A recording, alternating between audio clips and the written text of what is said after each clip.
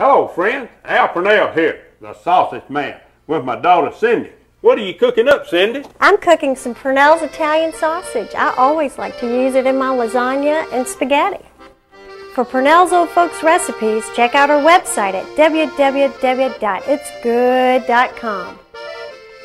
You don't have to go to Italy to get great Italian sausage. Just your favorite grocery. Get Purnell's Old Folks Italian sausage, because it's a good